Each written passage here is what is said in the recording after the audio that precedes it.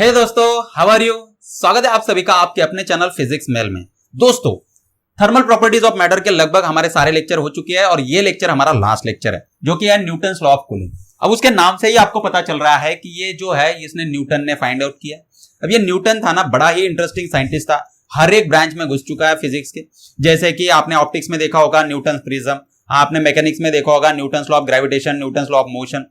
उसके बाद में आपने देखा होगा साउंड में स्पीड ऑफ साउंड के लिए उसने फॉर्मूला दिया, न्यूटन्स फॉर्मूला। मैथ्स में देखोगे न्यूटन रैप्सन मेथड, जो कि आप इंजीनियरिंग में अभी देखोगे, है ना, अभी 12th में तो नहीं है। वैसे ही यहाँ पे जो थर्मल चीजें है, थर्मोडायनेमिक्स है, उसमें भी ये घुस चुका है और यहाँ पे न्यूटन्स लॉ ऑफ कूलिंग उसने क्या कर दिया, एक्सपेरिमेंट किया और उसके कुछ कंक्लूजन निकाले और ये लॉ बना दिया। ठीक है, तो चलो देखते हैं न्यूटन्स लॉ क्या है। अब देखो यहाँ पे न्यूटन ने क्या किया दोस्तों, न्यूटन ने एक कैलोरीमीटर लिया। ये जो कैलोरीमीटर है वो क्या होता है, तो कैलोरीमीटर होता है हीट को मेजर करने के लिए, जबकि थर्मोमीटर होता है टेम्परेचर को मेजर करने के लिए। ये याद रखना। तो थर्मोमीटर टेम्परेचर मेजर करता है और कैलोरीमीटर हीट मेजर करता है। तो ये जो कैलोरीमीटर उसने लिया है उसको 2/3 उसने वाटर से भर दिया। तो ये वाटर भर दिया। वाटर कैसा है, बॉइल्ड वाटर है, बॉइल्ड यानी गर्म वाटर उसने लिया और 2/3 भर दिया, 1/3 पार्ट को खाली रखा है। उसके बाद में जो लीड है वो लीड यहां पे उसने रख दी, लीड से ढक दिया उसको। अब इस लीड में एक होल है दोस्तों, एक होल है जिससे कि आपका जो थर्मामीटर है वो अंदर आ सके। तो ये थर्मामीटर जो है ये अंदर आ गया। थर्मामीटर को नीचे बल्ब होता है जहां पे मर्क्यूरी होता है, सबको पता है। अब एक केयर अगर आप करते हो ये एक्सपेरिमेंट, वैसे न्यूटन ने तो ये केयर ली थी, लेकिन अगर आपने किया ये एक्सपेरिमेंट तो आपको भी एक केयर लेनी है कि ये जो बल्ब है ना ये पूरी तरीके से वाटर में इंसर्ट होना चाहिए, ये बाहर ना रहे, ये आपको ध्यान रखना है, क्योंकि तभी ये वाटर का टेम्परेचर मेजर करेगा। तो ये थर्मामीटर हमने डाला है वाटर का टेम्परेचर मेजर करने के लिए। अब ये जो पूरी सिस्टम है इसको एक कांस्टेंट टेम्परेचर का जो एनक्लोजर है उसमें डाल दिया। अब ये एक वुडन बॉक्स भी हो सकता है, वुडन बॉक्स, और ये यहां पे देखो ये वुडन बॉक्स है, और ये जो पार्ट है यहां पे आप हीट रेजिस्टेंट मटेरियल डाल सकते हो या तो फिर इसको इवैक्यूएट भी कर सकते हो। इवैक्यूएट कर दिया तो भी काम चल जाएगा। अच्छा, ये इवैक्यूएट आपको क्यों करना है या तो फिर हीट रेजिस्टेंट क्यों डालना है, ताकि कोई भी जो हीट है वो लॉस्ट ना हो बाहर इजीली। ओके, तो कन्वेक्शन और कंडक्शन, ये जो दो फेनोमेनन है, इससे हीट लॉस हमारा कम होना चाहिए और ज्यादा से ज्यादा जो हीट लॉस हो रहा है वो रेडिएशन से होना चाहिए। इसके लिए हमने ये पूरा अरेंजमेंट किया है। ओके, अब उसने क्या किया, अब उसने इसका टेम्परेचर मेजर करना स्टार्ट किया वाटर का। और कब मेजर किया उसने, तो हर 1 मिनट के बाद, यानी पहले जीरो टाइम को जब उसने टेम्परेचर मेजर करना स्टार्ट किया तो सपोज उसका टेम्परेचर था 60 डिग्री सेल्सियस। तो जब 1 मिनट हो गया तो उसने देखा कि ये जो टेम्परेचर है ये फॉल कर रहा है, कम हो रहा है, जैसे कि 55 हो गया। उसके बाद में जब टाइम 2 मिनट हुआ तो ये टेम्परेचर गिर के हो गया 51 डिग्री सेल्सियस। तो ऐसे उसके कुछ रीडिंग्स आए। अब ये मैंने क्या लिया है, फॉर एग्जाम्पल के लिए रीडिंग्स लिए हैं, उसके रीडिंग कुछ और हो सकते हैं। तो यहां पे देखो ये जो टेम्परेचर है ये डिक्रीज हो रहा है और जो टाइम है वो बढ़ रहा है। अब ये रीडिंग उसने कहां तक लिए नीचे, तो जब तक उसका टेम्परेचर जो था वो 25 डिग्री से फॉल नहीं हो गया तब तक उसने रीडिंग ली। जैसे कि ये 60 है तो 60 माइनस 25, तो जब तक 35 डिग्री सेल्सियस टेम्परेचर नहीं हुआ, यानी ये जो हायर टेम्परेचर है जहां से आपने रीडिंग लेना स्टार्ट किया वहां से लोअर टेम्परेचर कितना होना चाहिए, 25 डिग्रीज नीचे। तो 60 के 25 डिग्रीज नीचे यानी 35 डिग्री सेल्सियस, तो वहां तक उसने रीडिंग ली। ओके, अगर ये टेम्परेचर 50 होता तो ये 25 होता। ठीक है, 25 डिग्री सेल्सियस कम तक उसने रीडिंग लिए। हर 1 मिनट के बाद वो रीडिंग लेते गया लेते गया लेते गया। अब उसको कुछ रीडिंग मिल चुके हैं। अब उसने क्या किया, एक ग्राफ बनाया। ग्राफ बनाया किसका, तो उसने ये जो टेम्परेचर था थीटा और टाइम था टी, इसका ग्राफ बनाया। अब मैंने टेम्परेचर के लिए थीटा इस्तेमाल किया है। क्यों इस्तेमाल किया है थीटा, क्योंकि टाइम के लिए हमने टी इस्तेमाल किया है, तो टेम्परेचर के लिए टी तो इस्तेमाल नहीं कर सकते, तो हमने थीटा इस्तेमाल किया है। अब ये जब ग्राफ उसने बनाया इन रीडिंग्स का, तो ये ग्राफ कुछ इस तरीके से आया।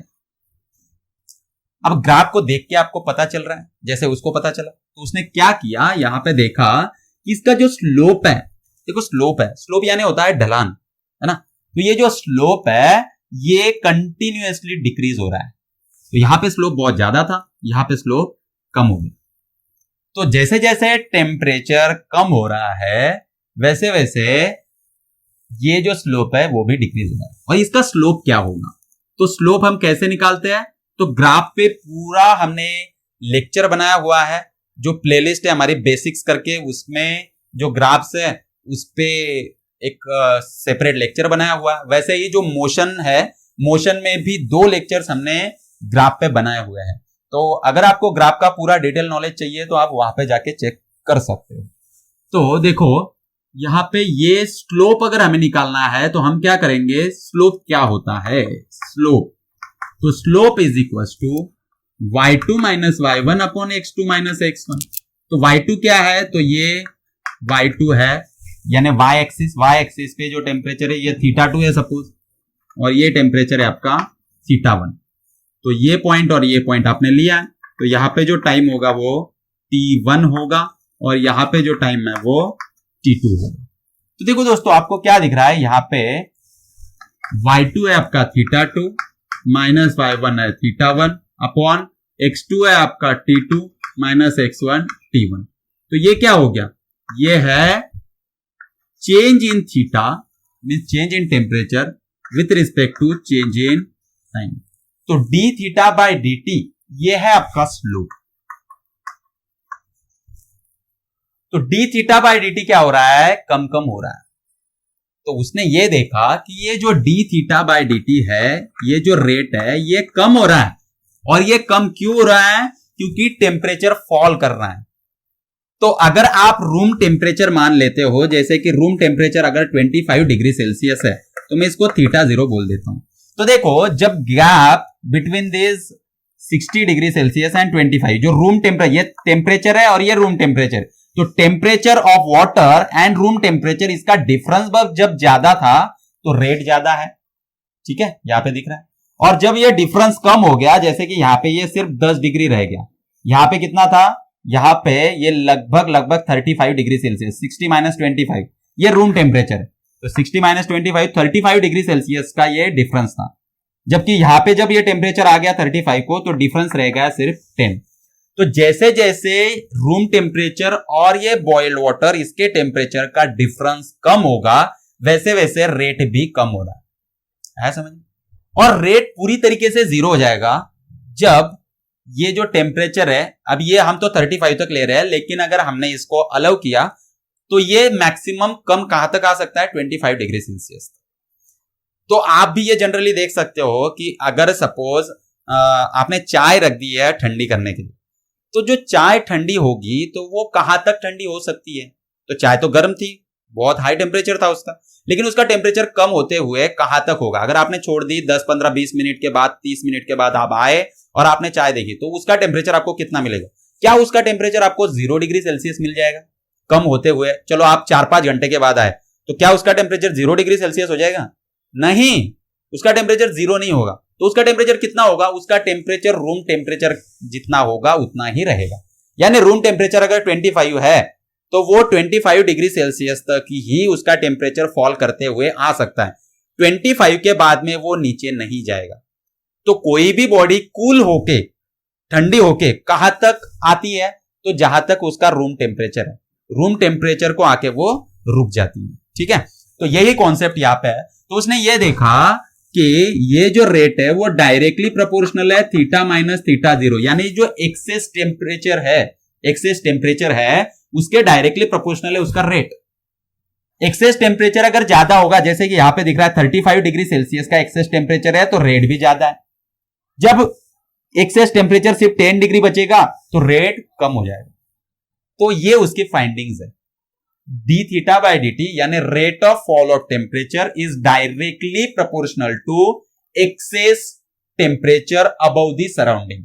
सराउंडिंग के ऊपर कितना एक्सेस टेम्परेचर है उसके डायरेक्टली प्रोपोर्शनल है rate of falling of temperature. ये बताया न्यूटन, और यही है आपका न्यूटन्स लॉ ऑफ कूलिंग। आगे आपको समझ में बहुत ही इजी बात है। अब इसका अगर आप ग्राफ निकालो तो ग्राफ कैसे आएगा, देखो इसका ग्राफ कैसे आएगा। अगर मैं ग्राफ निकालता हूं D theta by D T का वर्सेस थीटा माइनस थीटा 0, तो इसका ग्राफ कैसे आएगा? तो देखो ये टेम्परेचर फॉल होते हुए जब टेम्परेचर इसका जो वाटर का टेम्परेचर है वो अगर 25 डिग्री सेल्सियस हो गया, मान के चलते हैं कि अगर 25 डिग्री सेल्सियस हो गया तो जो एक्सेस टेम्परेचर होगा वो कितना होगा? वो 0 होगा, क्योंकि दोनों का टेम्परेचर देखो, वाटर का टेम्परेचर भी 25, सराउंडिंग का टेम्परेचर भी 25, तो दोनों के बीच का डिफरेंस 0। तो जब डिफरेंस 0 होगा तो जो रेट होगा वो भी तो 0 होगा, यानी अभी टेम्परेचर नीचे नहीं आएगा, यानी फॉल नहीं होगा, यानी 0। ठीक है, जब एक्सेस टेम्परेचर बहुत ज्यादा है तब रेट भी ज्यादा है, तो ये आया। जब एक्सेस टेम्परेचर कम है तो रेट भी कम है, यानी ये आ गया यहां पे। तो अगर आप इसको प्लॉट करते हो तो आपको ऐसी एक स्ट्रेट लाइन मिलेगी। तो ये स्ट्रेट लाइन है, इसका मतलब क्या है कि रेट देखो, अगर एक्सेस टेम्परेचर ज्यादा है तो रेट भी ज्यादा है, एक्सेस टेम्परेचर घटता है तो रेट भी घटता है, एक्सेस टेम्परेचर 0 होता है तो रेट भी 0 होता है। देखो ये ग्राफ 0 से स्टार्ट हुआ। तो देखो ये जो ग्राफ है और ये ग्राफ है, दोनों में फर्क है। ये थीटा वर्सेस टाइम है, यानी टेम्परेचर वर्सेस टाइम है, और ये rate of fall of temperature है with respect to excess temperature. ये ग्राफ है, दोनों में फर्क आपको समझना है। अब अगर आपको ऐसे दिया है, आपको ये ग्राफ दिया है सपोज, तो यहां पे मैं निकालता हूं D theta by d T का ग्राफ। अगर आपको वर्सेस थीटा निकालना है, यानी आपको थीटा माइनस थीटा 0 नहीं, आपको थीटा दिया है, तो फिर ये कैसे आएगा? तो इसका ग्राफ कुछ इस तरीके से आएगा। ये देखो, ये ग्राफ इस तरीके से आएगा, और यहां पे ये जो टेम्परेचर है, जिस टेम्परेचर को देखो रेट 0 है यहां पे, तो इस टेम्परेचर को रेट 0 है, तो किस टेम्परेचर को रेट 0 होता है? तो वो थीटा 0, यानी सराउंडिंग टेम्परेचर को रेट 0 होता है। तो अगर आप इसका ये देखो D theta by d T versus theta का ग्राफ निकालते हो और उसका एक्स इंटरसेप्ट लेते हो, ये एक्स इंटरसेप्ट है, तो वो दिखाता है आपको सराउंडिंग टेम्परेचर। तो अगर ऐसा कोई भी न्यूमेरिकल आता है तो याद रखना कि एक्स इंटरसेप्ट क्या होगा? आपका सराउंडिंग टेम्परेचर। तो जेडब्ल्यू नीट में इस तरीके के क्वेश्चन आपको पूछे जा सकते हैं, वो घुमा फिरा के आपको क्वेश्चन पूछेंगे, तब आपको इसको ध्यान में रखना। तो यहां पे आपको ये मिल गया क्या? Newton's law of cooling. तो मैं इसको अभी रफ कर देता हूं, ठीक है, ये जो डायग्राम है, ताकि आगे का एक्सपेरिमेंट हम क्या कर पाए, जो आगे का कैलकुलेशन है वो हम कर पाए। तो देखो, जो D theta by D T है, यानी rate of fall of temperature है, वो डायरेक्टली प्रोपोर्शनल है एक्सेस टेम्परेचर के। यहाँ पे थीटा 0 सराउंडिंग का टेम्परेचर है। तो अगर मैं प्रोपोर्शनलिटी हटा लेता हूं तो D theta by D T, ये डी थीटा है, D theta by D T is equal to के theta minus theta 0, where K is constant of proportionality. ये क्या है? कांस्टेंट ऑफ प्रोपोर्शनलिटी है। तो ये कांस्टेंट, तो ये मिल गया आपको न्यूटन्स लॉ ऑफ कूलिंग का इक्वेशन। अब ये जो इक्वेशन है इसको आप दूसरे तरीके से भी लिख सकते हो। तो न्यूटन ने ये जो लॉ डिफाइन किया है वो एक दूसरे तरीके से भी किया है। देखो, जैसे कि इसको अगर आप रीड करते हो तो ये क्या होगा? The rate of fall of temperature with respect to time. अब ये विथ रिस्पेक्ट टू टाइम है, यानी रेट है। The rate of fall of temperature is directly proportional to excess temperature over the surrounding, excess of the temperature of the body over the surrounding. तो जो body आपने consider किया उसके लिए ये होल्ड करेगा। अब इसको दूसरे तरीके से आपको लिखना है तो आप ऐसे भी लिख सकते हो, डी क्यू। अब देखो यहाँ पे ये थीटा नहीं है, ये क्या है? Q. D Q by d t, यानी rate of loss of heat is directly proportional to excess temperature. तो rate of loss of heat, तो हीट जो लॉस हो रही है उसका रेट भी तो घट रहा है ना विथ रिस्पेक्ट टू टेम्परेचर। तो ये लॉ है। अब इसको यहां पे आपको पता है d by d T of Q क्या है? क्यू यानी हीट। हीट का फॉर्मूला होता है m c theta, where m is the mass of body, c is the specific heat of body and theta is its change in temperature. इसको आप dt से भी लिखते थे, है ना, लेकिन यहां पे हम थीटा इस्तेमाल कर रहे हैं तो हमने थीटा से लिखा है। तो ये इसका temperature. Okay, it is directly proportional to theta minus theta zero. तो यम और सी दोनों क्या है, कांस्टेंट है, यहाँ पे वैरी नहीं करेंगे। यहाँ पे वैरी कौन कर रहा है, सिर्फ थीटा वैरी कर रहा है। तो जो डिफरेंशिएशन है वो एमसी को नहीं लगेगा, डिफरेंशिएशन लगेगा D theta by D T is directly proportional to theta minus theta zero. तो देखो यहाँ पे अगर ये प्रोपोर्शनलिटी हम हटाते हैं तो क्या आ जाएगा, तो ये D theta by D T क्या आएगा, D theta by D T is equal to M C इधर आएगा, तो K by M C theta minus theta zero.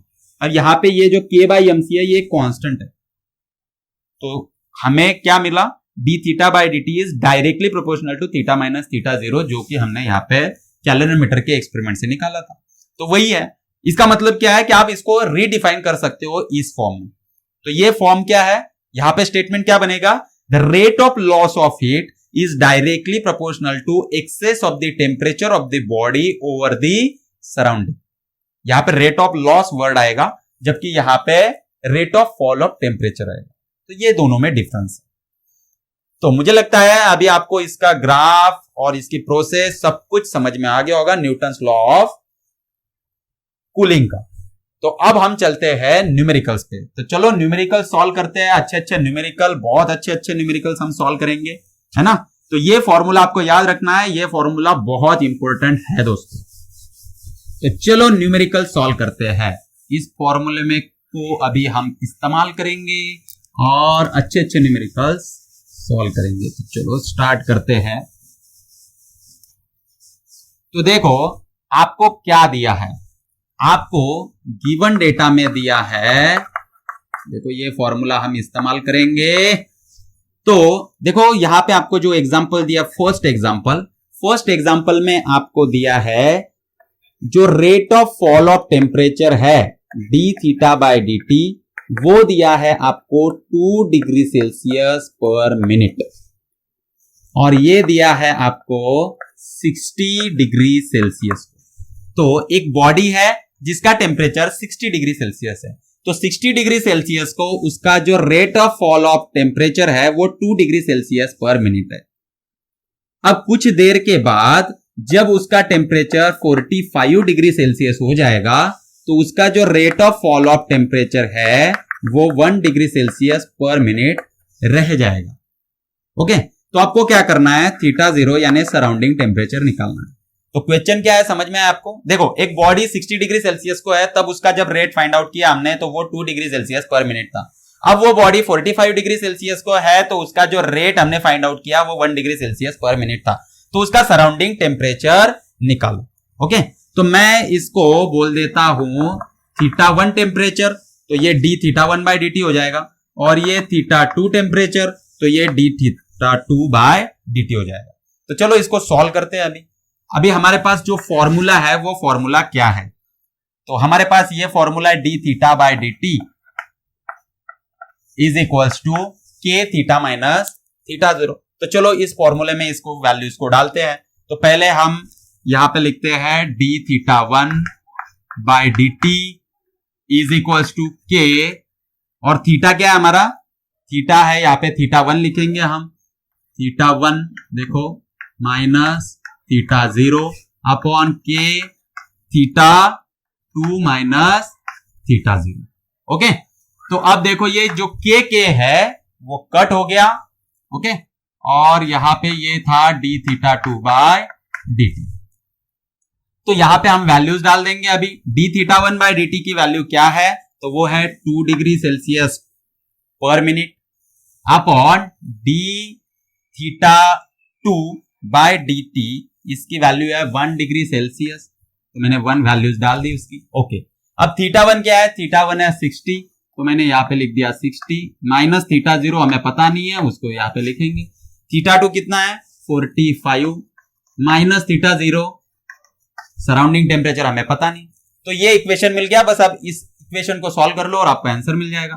तो ये इधर आएगा, तो ये मल्टीप्लाई करेगा 45 minus theta 0 is equal to 60 minus theta 0। चलो इसको मल्टीप्लाई करो तो ये हो गया 90 minus 2 theta 0 is equal to 60 minus theta 0। तो ये माइनस उधर जाएगा, प्लस होगा, तो 2 थीटा 0 माइनस थीटा 0 ये इधर आएगा माइनस होगा, तो 90 माइनस 60, ये हो गया 30 इज इक्वल टू थीटा 0। तो जो सराउंडिंग टेम्परेचर है वो है आपका 30 डिग्री सेल्सियस। तो कुछ नहीं, आपको बस क्या करना है, ये फॉर्मूला लेना है, ठीक है, और उसका रेशो लेना है, आसानी से आंसर आ जाएगा। तो चलो दोस्तों, अभी दूसरा न्यूमेरिकल सॉल्व करते हैं। ये फर्स्ट न्यूमेरिकल है, इसको लिख लो, वीडियो को पॉज करो, लिख लो। चलो अब दूसरा न्यूमेरिकल लेते हैं। तो न्यूमेरिकल नंबर 2, तो सेकंड न्यूमेरिकल क्या है हमारा कि एक बॉडी है जिसका जो टेम्परेचर है θ1 वो 62 डिग्री सेल्सियस है, 62 डिग्री सेल्सियस उसका टेम्परेचर है, और वो T1 टाइम में यानी 10 मिनट के बाद उसका जो टेम्परेचर बन जाएगा वो θ2 बन जाएगा 50 डिग्री सेल्सियस 10 मिनट के बाद, इतने टाइम के बाद। और अब फिर से जब 10 मिनट हम रुकेंगे तो और 10 मिनट के बाद इसका जो टेम्परेचर बन जाएगा वो होगा 42 डिग्री सेल्सियस उस बॉडी का। तो उसके लिए सराउंडिंग टेम्परेचर θ0 निकालो। देखो न्यूमेरिकल क्या दिया है, फिर से एक बार बताता हूं। एक बॉडी है जिसका टेम्परेचर 62 डिग्री सेल्सियस है, तो ये जो बॉडी है वो 10 मिनट में कूल होके उसका टेम्परेचर बन जाता है 50 डिग्री सेल्सियस। फिर से 10 मिनट के बाद उसका टेम्परेचर बन जाता है 42 डिग्री सेल्सियस। तो सराउंडिंग टेम्परेचर निकालो। तो अभी क्या करेंगे, तो फॉर्मूला है हमारे पास, क्या फॉर्मूला है, D theta by D T is equal to के थीटा माइनस θ0। तो आपको θ0 निकालना है। अब आपके पास क्या होना चाहिए, यहां पे थीटा होना चाहिए और D theta by D T भी होना चाहिए। तो पहले D theta by D T निकाल लेते हैं। तो देखो अभी फिर से जैसे हमने वो एग्जांपल लिया था बिल्कुल वैसे ही हम क्या करेंगे, यहां पे लिखेंगे D theta 1 by D T. तो पहले टाइम में जो D theta 1 by D T है वो कितना है, तो D theta 1 means change in temperature. Change in temperature कितना है, तो पहली केस में चेंज इन टेम्परेचर है 62 टू 50, तो ये हो गया 62 माइनस 50, इतना चेंज इन टेम्परेचर हुआ है पहले केस में, डिवाइडेड बाय टाइम। टाइम कितना लिया उसने, 10 मिनट्स टाइम लिया, तो ये कितना हो गया, ये हो गया 12 बाय 10 यानी 1.2 डिग्री सेल्सियस पर मिनट। ये हो गया आपका D theta 1 by D T. अब अगर आपको D theta 2 by D T निकालना है तो उसको कैसे निकालेंगे, सेकंड टाइम पे जो θ2 है वो θ2 यानी डी थीटा 2 यानी चेंज इन टेम्परेचर, तो सेकंड टाइम पे चेंज इन टेम्परेचर है 50 माइनस 42 बाय 10, इसको भी 10 मिनट लगे। तो ये जो रेट है वो कितना आएगा, वो 50 माइनस 42 8 अपॉन 10 यानी 0.8 पर मिनट। ये रेट आपको मिल गया। अब देखो यहां पे सॉल्व करते हैं हम।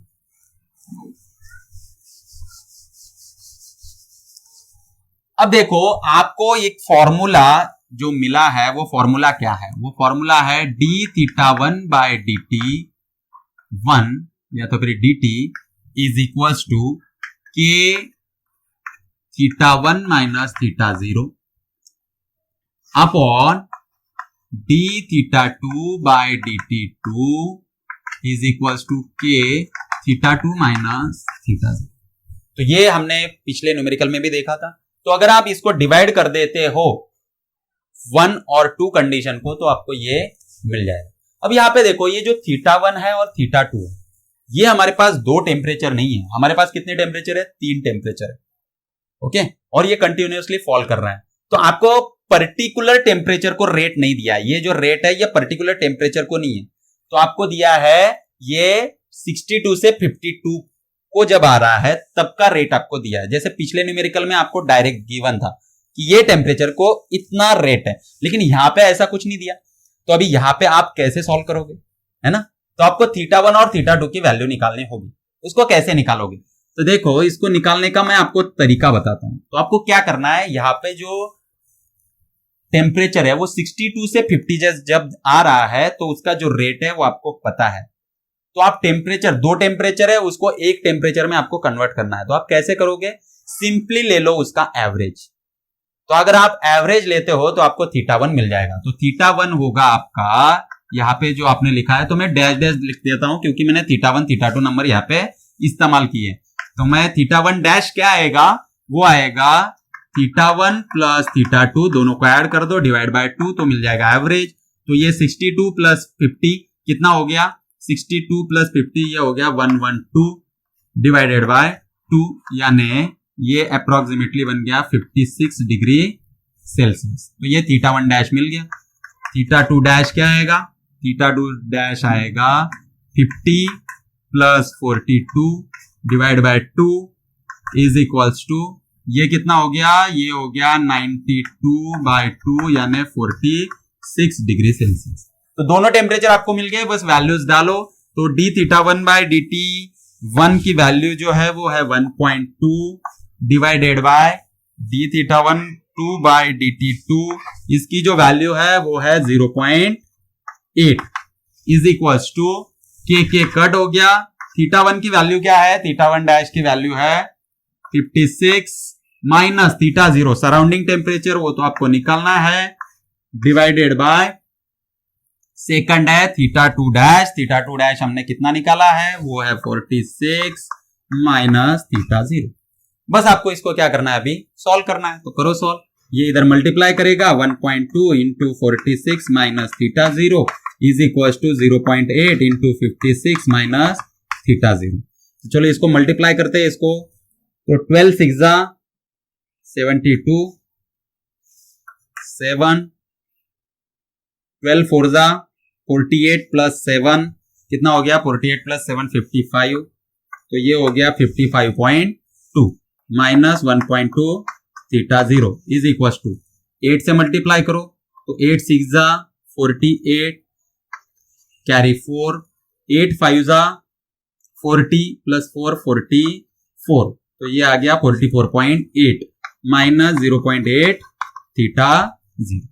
अब आपको क्या करना है, थीटा जीरो की टर्म्स एक साइड में लेनी है, तो ये 1.2 उधर जाएगा प्लस होगा, तो ये 1.2 theta zero minus 0.8 theta zero, ये इधर आएगा सब्ट्रैक्ट करेगा, तो 55.2 माइनस 44.8, दोनों को सब्ट्रैक्ट करो तो आपको कितना मिलेगा, ये तो 12 माइनस 8 ये हो गया 4, कैरी रिटर्न 5 माइनस 5 ये हो गया 0 और 5 माइनस 4 ये हो गया 1। ओके, तो ये हो गया 10.4, तो 10.4 इज इक्वल्स टू, ये दोनों का जो सब्ट्रैक्शन है वो आएगा आपका 0.4 थीटा जीरो। ओके, तो अगर आप इसको डिवाइड करते हो तो थीटा जीरो की जो वैल्यू मिलेगी 10.4 upon 0.4 is equals to 104 upon 4 is equals to, ये आया है 26, तो 104 बाय 4 इज 26, तो आंसर आया हमारा 26 डिग्री सेल्सियस। तो थीटा जीरो 26 डिग्री सेल्सियस है। ओके, तो यहां पे हमारा न्यूमेरिकल खत्म हो गया। चलो अब न्यूमेरिकल नंबर 3 लेते हैं। न्यूमेरिकल नंबर 3, तो न्यूमेरिकल नंबर 3 क्या है कि एक मेटल स्फीयर है और वो जो मेटल स्फीयर है वो 60 डिग्री सेल्सियस से 50 डिग्री सेल्सियस जाता है 5 मिनट्स में।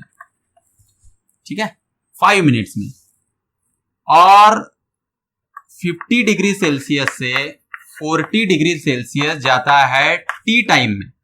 ओके, या तो फिर टी मिनट्स में।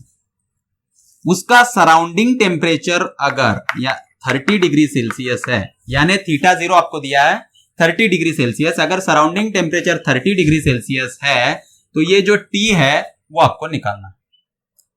तो चलो निकालो। तो क्या है गिवन डेटा? गिवन डेटा है कि जो टेम्परेचर फॉल कर रहा है D theta by D t वो कितना है, तो डी थीटा यानी चेंज इन टेम्परेचर कितना हुआ, 60 to 50 जब हुआ तब ये 10 डिग्री सेल्सियस से चेंज हुआ है, तो 10 अपॉन 5, तो ये हो गया 2 डिग्री सेल्सियस पर मिनट। तो जो पहला रेट आपको मिला है D theta one by D T one वो 2 डिग्री सेल्सियस पर मिनट मिला। दूसरा D theta two by D T two ये कितना मिलेगा, तो फिर से टेम्परेचर 50 to 40 यानी जो चेंज इन टेम्परेचर हुआ डी थीटा वो कितना है, वो 10 है, और टाइम कितना लगा है, टी लगा है, तो ये 10 by T degree Celsius per minute, ये हो गया आपका रेट, क्योंकि आपको टाइम पता नहीं है। ओके, तो ये हो गया आपका रेट। अब आपको क्या निकालना है, इस फॉर्मूले में d theta one by D T one, इसका जो फॉर्मूला है वो है k theta one minus theta zero upon D theta two by D T is equal to के theta two minus theta zero. अब देखो दोस्तों, जैसे हमने ये न्यूमेरिकल सॉल्व किया था बिल्कुल वैसा ही न्यूमेरिकल है, ठीक है। अब आप यहां पे नोट करना, नोट क्या करना है आपको, जैसे पिछले न्यूमेरिकल में किया है, यहां पे थीटा वन और थीटा टू दो टेम्परेचर आपको नहीं दिए, यानी ये जो रेट है ये फिक्स टेम्परेचर थीटा वन को नहीं है, तो ये रेट 60 से 50 डिग्री सेल्सियस को कंटिन्यूअसली है, यानी 60 से 50 जब जा रहा है तो ये रेट है कितना, 2 डिग्री सेल्सियस पर मिनट। ये रेट कब है, जब टेम्परेचर 60 टू 50 जा रहा है। तो कोई फिक्स टेम्परेचर को आपको रेट नहीं दिया है, और रेट हमें पता है कि कंटिन्यूअसली डिक्रीज हो रहा है। ओके, तो हम क्या करेंगे, ये जो है ये थीटा वन लेने के लिए हम एवरेज जो है हमारा एवरेज टेम्परेचर है उसको लेंगे। तो एवरेज टेम्परेचर अगर आप लेते हो तो ये थीटा वन और थीटा टू डैश आएगा। तो थीटा वन डैश हम निकालेंगे, कैसे निकालेंगे, तो एवरेज ले लेंगे। एवरेज क्या है, तो 60 प्लस 50 डिवाइडेड बाय 2, ये दोनों टेम्परेचर का एवरेज एडिशन करके डिवाइड बाय 2, तो ये कितना हो गया 110 डिवाइडेड बाय 2 यानी 55। तो 55 degree Celsius theta one dash हो गया, और थीटा टू डैश एवरेज इसका दोनों का कितना आया, इसका आया 45 डिग्री सेल्सियस, क्योंकि 50 प्लस 40 होता है 90 डिवाइडेड बाय 2 यानी 45, तो इसका 45 एवरेज आया। तो बस अब आपको क्या करना है, इस फॉर्मूले में वैल्यू रखना है। तो D theta one by D T one ये कितना आया है, ये 2 डिग्री सेल्सियस आया पर मिनट, और ये कितना आया है, ये 10 बाय टी है, तो उसको एज इट इज हमने लिख दिया, इज इक्वल टू, यहाँ पे के और के दोनों कट हो गए, और ये जो थीटा वन डैश है वो कितना है हमारा, है वो 55 minus theta zero surrounding temperature वो दिया है 30 डिग्री सेल्सियस, डिवाइडेड बाय जो थीटा टू डैश है वो हमने निकाला है 45 माइनस सराउंडिंग टेम्परेचर है 30, तो हम 30 ले लेते हैं। तो ये क्या हो जाएगा, देखो ये 2 5 10, ये टी ऊपर जाएगा तो टी बाय 5 हो गया ये, तो T by 5 is equal to 55 minus 30, ये हो जाएगा 25, और ये है 45 माइनस 30 यानी 15, इसको भी आपने 5 से डिवाइड कर दिया तो 5 बाय 3, टी आपको चाहिए तो ये इधर जाएगा 25 बाय 3, 25 बाय 3 कितना होता है, तो ये होता है 8, 3 8 जा 24, रिमेन 1 पे लिया 0, तो 10, 3 3 जा 9, 1 पे लिया 0, 8.33 मिनट। तो दोस्तों इसको लगेगा 8.33 मिनट्स टाइम। तो यहाँ पे हमारे न्यूमेरिकल भी खत्म हो गए। ओके, तो मुझे लगता है आपको बहुत इंटरेस्ट आया होगा ये न्यूमेरिकल, इसकी अच्छे से प्रैक्टिस करो। यहाँ पे बस प्रॉब्लम क्या है कि ये जो थीटा वन डैश और थीटा टू डैश है ये मीन टेम्परेचर होता है, मीन टेम्परेचर। अगर आपको कोई एक फिक्स टेम्परेचर को अगर आपको रेट नहीं दिया है तो जो दो टेम्परेचर्स आपको दिए उसका आपको मीन लेना पड़ता है, ये याद रखना, क्योंकि यहाँ पे मिस्टेक होती है, बच्चों को यहाँ पे समझ में नहीं आता कि यहाँ पे अभी क्या डाले, क्योंकि 3 टेम्परेचर की वैल्यू अगर दी है जैसे 60, 50 और 40, तो बच्चों को समझ में नहीं आता कि यहाँ पे किसकी वैल्यू डाले। तो मैंने आपको अभी बता दिया, यहाँ पे आपको क्या लेना है, मीन टेम्परेचर लेना है। अगर मीन टेम्परेचर लेते हो तो आसानी से सॉल्व हो जाएगा न्यूमेरिकल। अब देखो ये जो न्यूटन्स लॉ ऑफ कूलिंग है उसमें और स्टीफन्स लॉ में क्या डिफरेंस है। तो देखो स्टीफन्स लॉ प्योरली रेडिएशन के लिए है, और वो जो रेडिएशन के लिए है वो किसी भी टेम्परेचर के लिए है, किसी भी टेम्परेचर 1000 केल्विन को भी आप स्टीफन्स लॉ को अप्लाई कर सकते हो।